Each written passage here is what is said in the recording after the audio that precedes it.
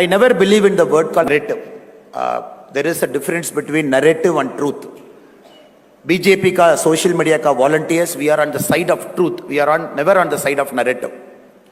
I'll give you a small example to illustrate the difference between a narrative and a truth. We all know Congress party is declining. Just yesterday I was seeing in television channel, the previous Congress Delhi ka state president has joined BJP yesterday in the presence of our state president. So we all have seen. Across India, we know Congress party is on a decline, possibly in 2024. June 4, when the counting happens, Congress party will come down to less than 50 member of parliament in the Lok Sabha. It will happen. But Congress ka ecosystem jinda hai. Whatever ecosystem has protected the Congress party over the last 50 years, that ecosystem is still intact. Our job as social media volunteers and people in the social media is to dismantle the Congress ka ecosystem, which is functioning more than the Congress party. So first 10 minutes, I'll take some examples to illustrate the difference between a narrative and a truth. There was a news article in a newspaper. 33% of girl students in a college have married their own professors. This is a news article. 33% of girl students in a college have married their own professors. Immediately the ecosystem will say, what is happening in our country? 33% girl students have married their own professors. What is it? We are not getting into the value judgment of right or wrong. Now this is a narration, a narrative, which says 33% girl students have married their professors. But if you look at the truth, that class might have only 3 girl students, and 1 girl student might have married their professor. That is their personal relationship. Nobody is bothered. So 1 girl student marrying their professor, that is the truth. But the narrative is 33% of girl students in a college have married the professor. Our job is to bust this narrative wherever a false narrative gains ground in the country, and using that narrative, they try to make a story out of it. In the last 10 years of Modi ji's rule, whatever good things, great things we have done, we are taking that to the elections in Delhi on May 25.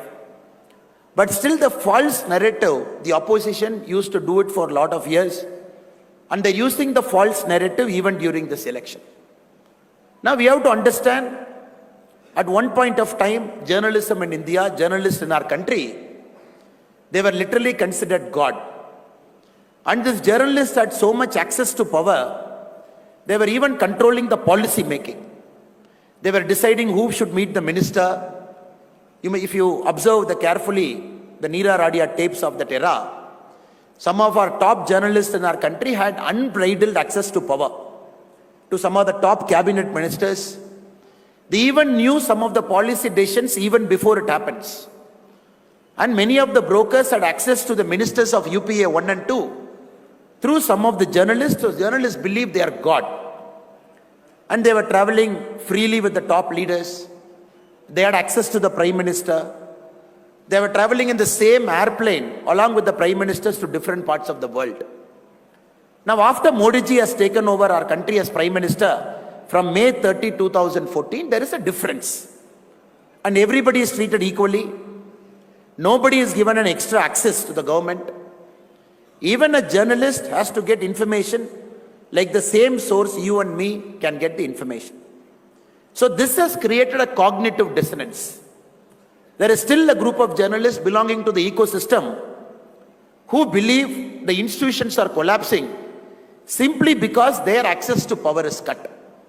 So this is why our social media volunteers, people who are sitting in this room, we have a very important role to play, not only during the elections, even before the elections also.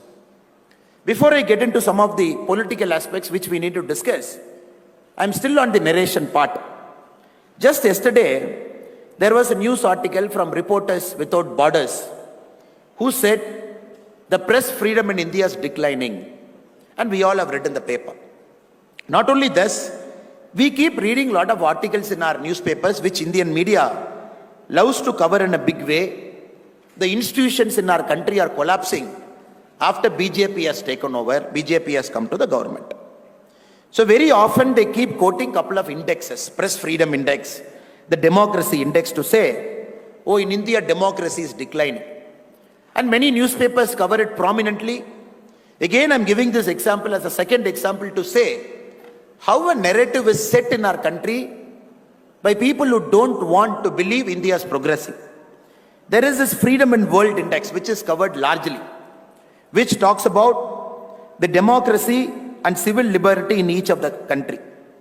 The Freedom and World Index is published by Freedom House based out of New York. India's civil liberty score, if you see, in 2018 was 42. In 2022, it has come down to 33. So now India's overall ranking has come down to 66, which India had during emergency.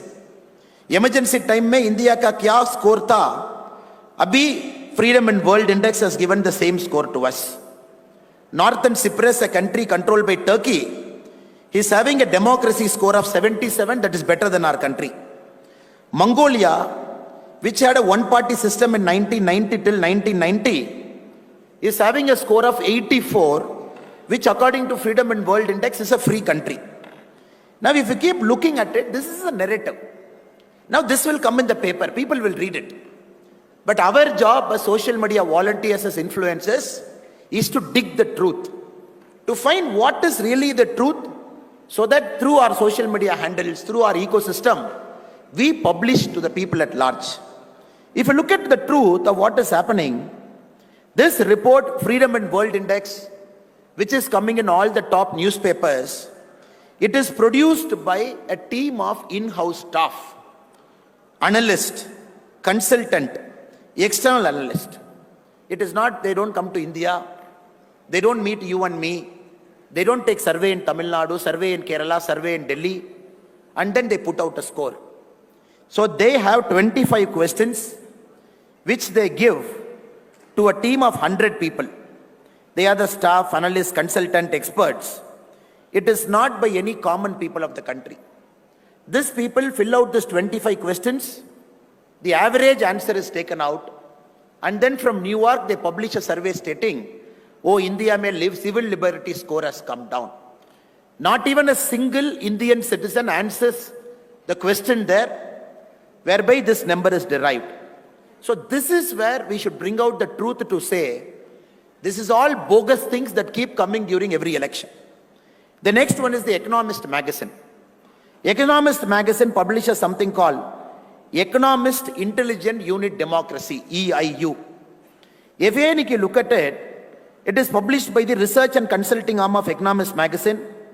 India was ranked 27th in 2014. India, last available survey, we are ranked 46th in 2021. Our civil liberty score is less than Hong Kong and less than Sri Lanka. Again, if you see, how did the Economist arrive at this number?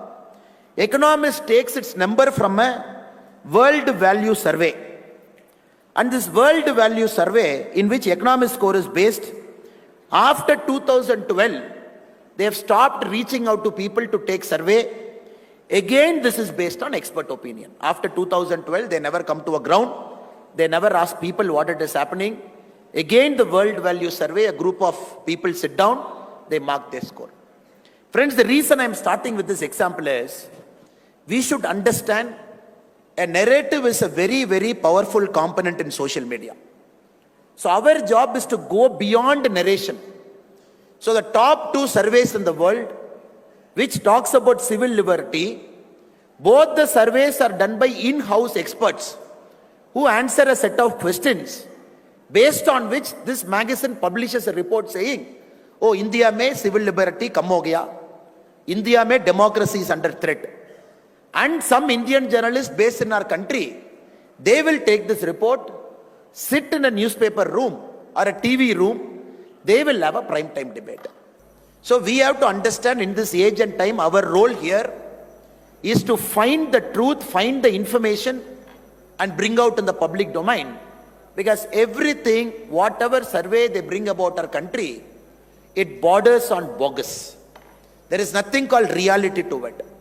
So we have to understand that is how 2024 elections is also being conducted.